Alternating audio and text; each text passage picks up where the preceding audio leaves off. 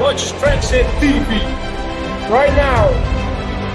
Miar mo na ultimate comentario uno. Keep watching Transit TV and stay more for premium content. Otra vez, adios. Chances, you can surely bet on them to take it. And for Welbeck, immediately after the game against Manchester City, a friend asked me, is this the same Welbeck that played for Arsenal under Arsene Wenger? I said, yes, this is the same Welbeck. And, when he came to Brighton initially, he didn't actually click. But we're seeing some level of progress. He was making...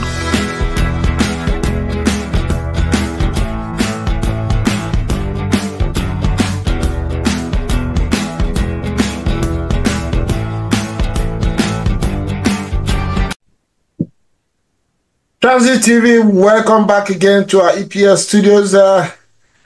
Very solid Saturday, two big games, two epic games, top of the table games, and two contrasting results. It looks like certain trends are continuing. The ones winning are winning, losing are losing.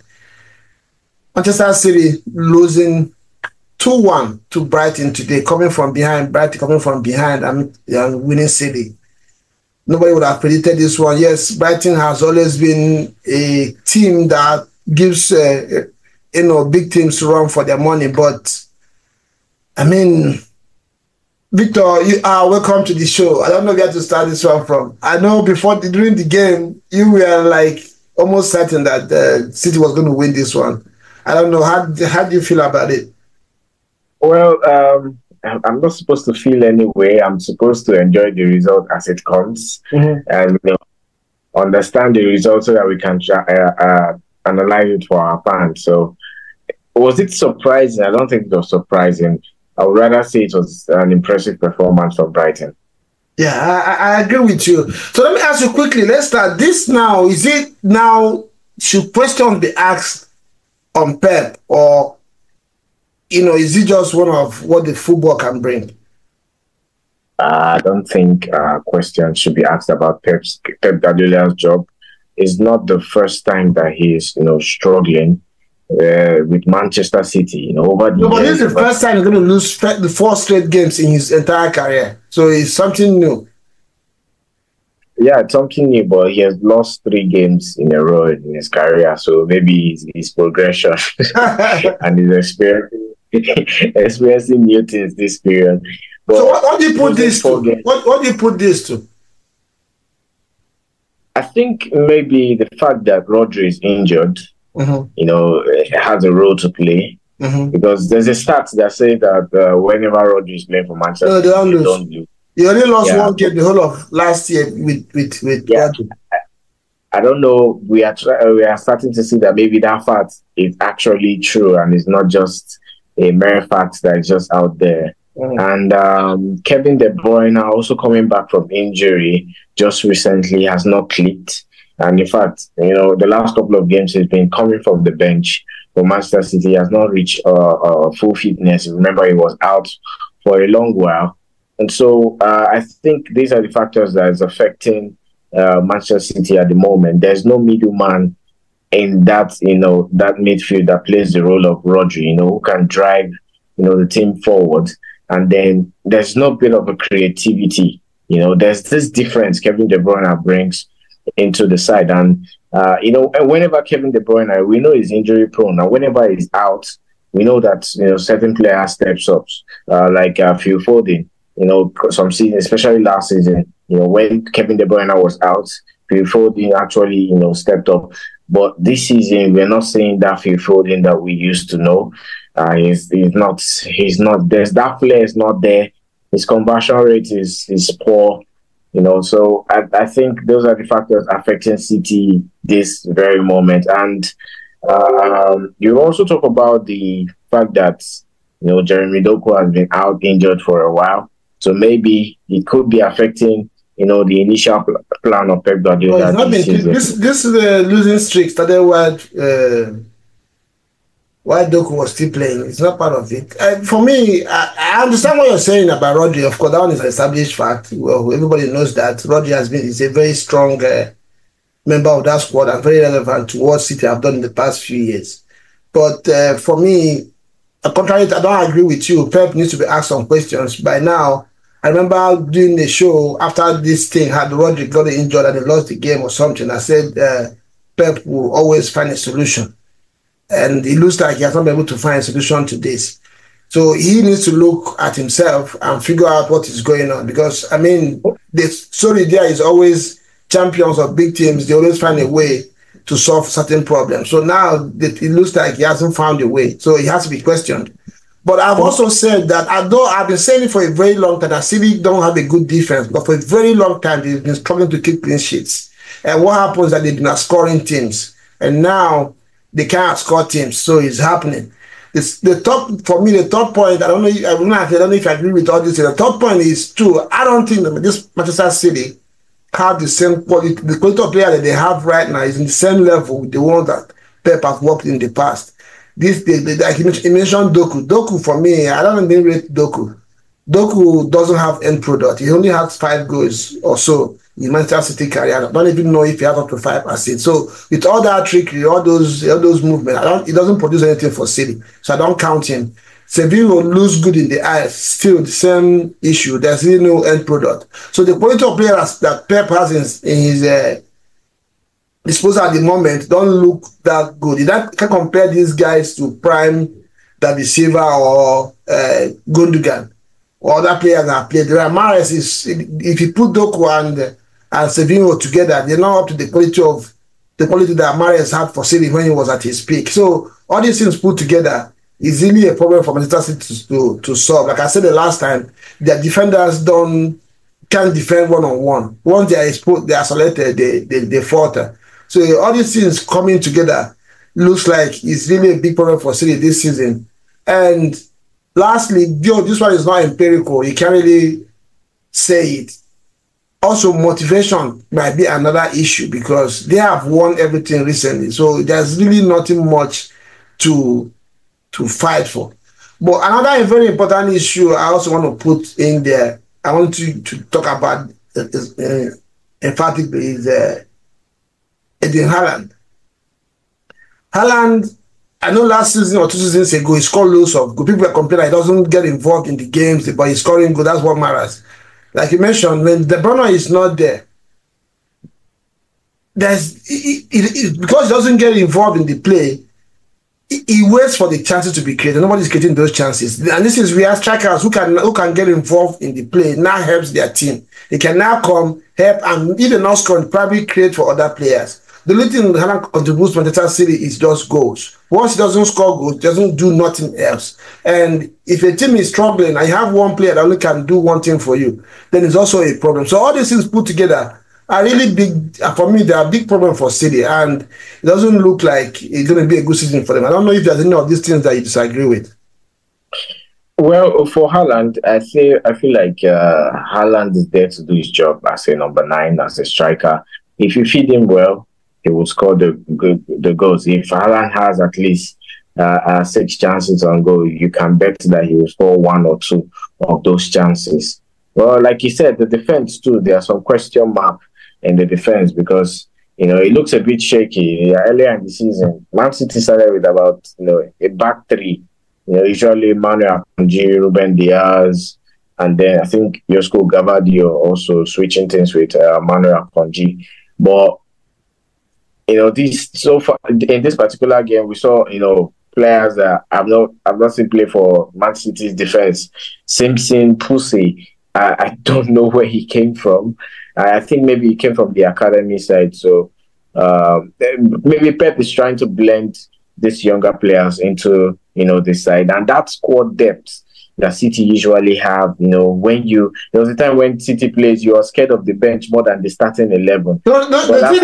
Sorry to call. I'm not trying to call you short. You see this thing you just mentioned. I remember when I used to tell people this thing, and they were saying no, City has squad depth, and I used to always say that every team has 3, 4, maximum of 3 players that if you have them out, regardless of the squad depth that you have, you're going to always have problems. People say, no, that's what the big team does. You have depth in your bench. If somebody gets injured, I say no, because you can only say that when the real core of the team don't have injuries. And that's what we're seeing now. Rodri, Kevin De Bruyne out at the center for a long period of time. And that's what we're seeing. Before, people used to pride that City had squad depth. That's what Arsenal needs to be. That's what Liverpool needs to be. That's what Chelsea needs to do. But with all those players, they have all those players. Before, he used to play like this, like Lewis, have been playing for City for the past 3 seasons. The people we are raving for him because as at that time, there are so many good players around him that made up for that his inexperience. Now, he has been called to do that job. And as good as the young man has been, he can't do what Rodri was doing because he's been playing the midfield. So if Rodri was there, and maybe that young boy talking about now was played that he plays well, people will say Pep is a genius because he gives young players a chance. But because it only happens because there are people to protect these young players. So the truth of the matter for me, that what I'm saying in essence is sometimes, this is football. It just happens. When it goes good for you, it looks like you're a magician, but all of a sudden, just one tweak, everything just goes bad. And look, let's look at the game, in a little bit. For me today, the best player for City was Ederson. If he was just on it today because he saved City an embarrassment. City would have lost this game in the second half in maybe with like weather margin. I don't know if you saw that. And there's one player I want to talk about as well. Welbeck. Welbeck played for Manchester United and played for Arsenal. Nobody really rated Welbeck. But since he's gone to Brighton, he's been a thorn in the flesh of defenders. His link-up play, he scores goals as well. But I don't know. I don't know what you make of these two players. Well, Ederson had about 3-4 saves in this particular game. So maybe it could have been more than 2 for Brighton. And I think we're underestimating the fact that Brighton have been a good team so far this season. Currently, this victory over Manchester City takes them up to 4th position. 4th position, yeah. Themselves and Nottingham Forest are having a good ride this season. And so even when the fixture came, as Manchester City lost in Champions League, and I knew that we were playing Brighton next, I could predict that Brighton could actually beat Man City, and it happened because their side are very good and very, very compact. They may not have all the possession, they may not always be attacking all the time, but when they get their chances, you can surely bet on them to take it. And for Welbeck, immediately after the game against Manchester City, a friend asked me, is this the same Welbeck that played for Arsenal under Arsene Wenger? I said, yes, this is the same Welbeck. And when he came to Brighton initially, he didn't actually click, but we're seeing some level of progress. He was making progress. Gradually, things were turning around for him, and it's not so fantastic yet, but he's stepping up as a big player when he's still needs him the most. So for me, Brighton, fantastic performance coming from behind. After City led for a while, coming from behind, fighting from the restart of the second half. Dominated the second 45, and City failing to catch up with them. But I think we have to give kudos to Brighton.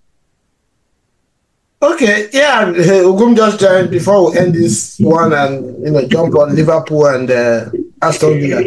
Another question I want to ask, maybe Ugum can jump on this one real quick. It looks, I'm beginning to believe that the gap in quality between the so-called big teams and the probably mid-table and lower-table teams has really shrunk. That we should need to start taking that into consideration when these teams meet. It's no longer like being a feud day for the big teams. When you check the players that play for some of these teams like Brighton used to be a mid-table team. There's not really much gap between their quality and the ones that play for teams like City and other. I don't know what you think, Ugu. About hello, all about play and the we can see that the restored mid-table clubs, brilliant coaches with good pedigree. Aston Villa, for example, it should have been a mid-table, close to top 4 club. They have Unai Emery that's won continental championships, right? So these other clubs, most of them have solid coaches, especially the non-English ones, the Spanish, German, Italian. football. And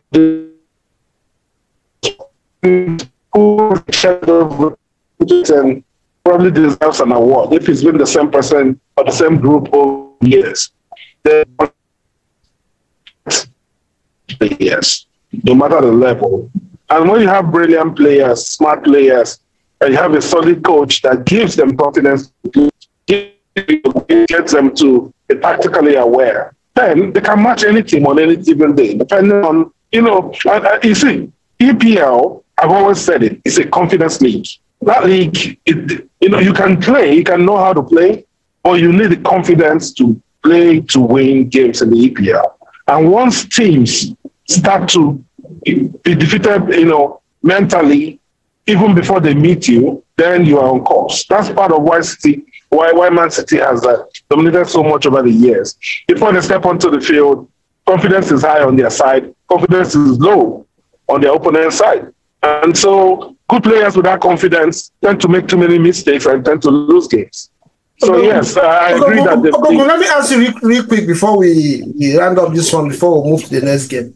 I said in the beginning, I don't know what you think, that one of the reasons why this is happening to Pep. First of all, at this point, Pep losing 4 games at a go, should people still questions start being asking about Pep? Not that he's not a good coach, but that in this war right now, he's not performing as Pep. He needs to find a solution to this problem, because the talk is that big teams, champion winning teams, they find solution to their problem. This one has lingered too long.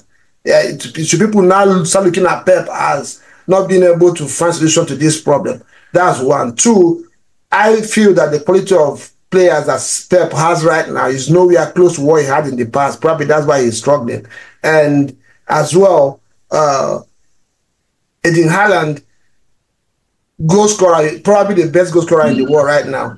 But it looks like this is now where a player, a striker who cannot be involved in the game, this is where you see the question mark on when you have a striker that doesn't really get involved in the game. Maybe if he was built to be a striker that can join, get involved in build-up and stuff, City will have a different outcome. I don't know how you respond to these assertions. Start from the last one. Yes, the City had to evolve the way they play to accommodate Erling Haaland, right? Over the years, City have not always played with a point man. They've always gotten goals from everywhere. And I think he came up with because of the sheer volume of goals that he offered, City had the luxury of letting the likes of Alvarez go. People that were not really point men but could get more involved with play, let them go because of Erling Haaland and because he was delivering goals in droves. But like you said, things have changed. People are starting to catch up, and the key elements in City that used to deliver tons and tons of assists and all that for Haaland are not there anymore. De Bruyne is really slowing down. Injuries have really affected Kevin De Bruyne. That's number one. Rodri is not there as well. Foden is suffering from his Deepen form, but even Foden is not much of a provider for Haaland. And he's not also consistent as well. He's not a player that he tries to do too much. He's not much of the team player per se. So we have Bernardo Silva, De Bruyne, and Rodri are really largely responsible for most of the goals that Haaland scores. So yeah, he's not getting involved in their team play as much. And I think that this may be one of the solutions that Pep, if he stays, may seek. And then talking about Pep, I really have nothing to say about Pep. Pep has proved himself after winning 5 premierships in a row. There's nothing wrong with Pep. The thing is that nobody stays at the top forever. It has to be cyclical. There's just no way it's sustainable. In fact, they've gone beyond the level, the sustainable level, really, right? Look at the boys he's using now, using some name that I haven't seen before. The boy in dreadlocks that finished the game in Mayfield today. He's not using youth players. But that's the point. When people like Rodri and KDB are in the team, he uses players like that, then we'll hail him that he gives young players, because those players were there to help these young boys. Now, we'll be interested. And that's what I'm saying. It looks like the quality of player that he had at his disposal are not good compared to what he used to. Like, for instance, Sevilla is nowhere close to Ryan Mahrez. You cannot compare Doku to when Gundogan was playing out there on the left side for City. So, I don't know. Give and take. So, how does City come out of this one? Because what is out of the season, KDB is just coming back. Like you mentioned, he's slowing down already. Even if he's back to full fitness, there's no guarantee he's going to be up there. And, so how does City come out of this one? Do you think they will still be up there come into the season if things continue? I think they'll be, I still think they'll be definitely top 4 is unquestionable for City, right? But I don't think they're going to win the league this season unless, the likes of Liverpool and Arsenal continue becoming consistent. Liverpool is consistent. So right? Far, yes. Unless, it's so far. So unless they lose their consistency and start to lose confidence as well, then you can talk about City winning. At this point, with the way City is playing, I don't think they'll win the league, but I don't think they will have a massive, fallout per se. Yes, massive slump. Okay. Yeah. Let's end up on this one. Victor, anything to say before we go? Yeah. He said Liverpool and Arsenal. Arsenal are 10 points behind Manchester City. So they are not yet 10 points behind. You like to you like to apportion points before the games are actually played. That's what you did last time too. That Arsenal was 7 points behind City and City blew that one. No, that's why I said you like to. Yeah. Even this game, when City scored, I was talking with him. He told me that these are going to be a win for City. I was laughing. I almost didn't want to watch the game because of Victor. Honestly. Yeah. So go ahead. Your point is a solid one. Go ahead, please. Sorry. Yeah. So what I'm saying is that Arsenal are not confident this season, and so for me, I have more confidence on Chelsea and Liverpool to chase Manchester City for the title this season than even Arsenal. Arsenal have a lot to work on. So for me, Man City will win the league if Chelsea, Liverpool don't step up. I don't think Arsenal are gonna. Okay, our viewers out there, let us know what you think. What's the solution for City? 4 games losing streak, the first time in Pep Guardiola's career, and the last time City had this problem was 2006. So let us know what you think. Is it Haaland? Is it the injury to Rodri? Can Pep find solution to this? Whatever you think is the solution to this, but let us know in the comment section. And if we had our own views, what we think is the problem. Do you agree with us? If you don't agree, why and what do you think is the problem for Manchester City? And we'll talk about Arsenal tomorrow. Victor, don't worry about Arsenal right now and Chelsea. Good team are playing tomorrow together. So we'll find out tomorrow after that game where the pendulum is going to swing to. And I will see you guys next time. Ciao.